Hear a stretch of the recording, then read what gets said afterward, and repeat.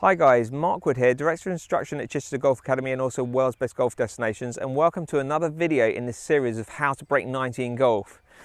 Now I'm out on the tower course at Chichester Golf Club and I'm on the third hole. The third hole is a par 3 over some water into the green. Now the hole is about 146 yards, 150 yards say in length. And a lot of people get really sort of spooked and scared when they get onto a par 3 where they've got to go over the water.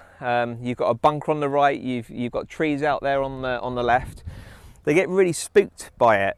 And my view is, if you're just trying to play bogey golf and break 90 in golf, think about literally playing bogey golf. So if you've got like 120 yards to carry the water, which is all I've got, then don't try and stand on the tee thinking, okay, well, I've got to try and hit a 5-iron at the green or a 6-iron at the green, whatever you use to get that sort of 150.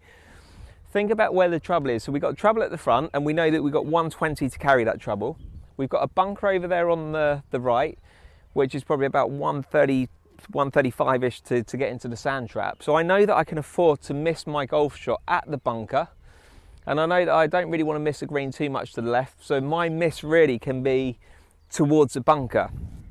So I'm going to hit a little 9-iron here, because I think for you guys, if you know that you can hit maybe a 9 or an 8-iron, and you know that you can hit it about say 125, 130, whatever it might be, providing you know that you can carry that water, which is out there about 120, so we do really want to hit something that's going to go about 130.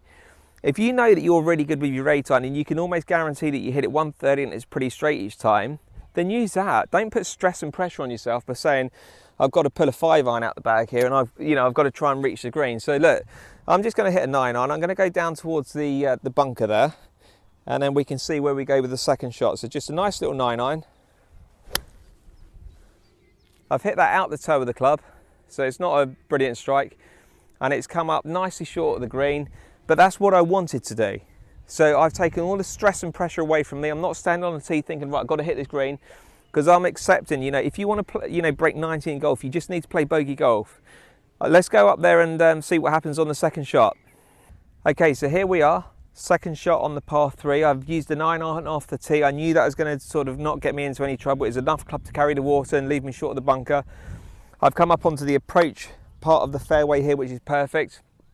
Now, again, what a lot of golfers would make the mistake of doing here is they would probably get a lob wedge out the bag or a sand wedge out the bag, but you don't need to do that. You really don't need to be trying to hit a sand wedge up in the air to try and get it close to the hole. How about you just focus on saying, okay, well, I've got nothing in the way, there's nothing to go over, so how about we just literally just run the ball up there with maybe like a 7-iron or a 6-iron. I'm going to go with a 7-iron. And I'm just going to play it as a classic little chip and run shot. Just get the ball running up the green towards the hole. So the ball goes in the middle, shaft is up and forwards, weight slightly forward. Just a nice little putt back and through, up onto the green. And then from there I can then go up and hit my putt in or 2-putt for my bogey. But again, if you're trying to play bogey golf, don't put pressure on yourself when you're stood here thinking, need to get this as close to the hole as I can because I want to make a par. The name of the game when you're trying to play bogey golf and how to break 90 in golf is literally play bogey golf. Every single hole is a bogey. So par 3s turn into par 4s, par 4s turn into par 5s, and par 5s turn into par 6s for you. You will get some pars along route playing golf like that, but it's going to really help you lower your scores. Right, let's go and see what we can do on the putt, and then go from there. Hopefully, you never know, you might get a little cheeky par. Okay, so I've left the chip about 10 feet short. But again, don't put pressure on yourself when you are standing over those chip shots by saying, okay, I've got to get it dead close to the hole. Again, if you're trying to play bogey golf, just get it onto the green and then you can take care of the putting from there. So do your usual thing, start to feel what the ground's going to do. I feel dead level here, so I don't think the putt's going to break too much. So from there, I'm just going to continue to sort of line that logo up to go pretty much straight into the centre of the hole. Again, do your usual routine, a couple of practice strokes, get a feel for the pace of the putt. And again, I'm not putting pressure on myself by saying I've got to hold the putt. I'm accepting a 4 here as a good score.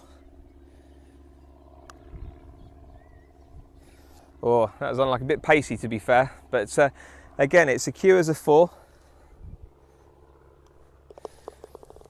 You know, like I say, most of you are going to be really pleased in making 4s on par 3s, 5s on par 4s and 6s on par 5s. It's just a great way to break 90 in golf.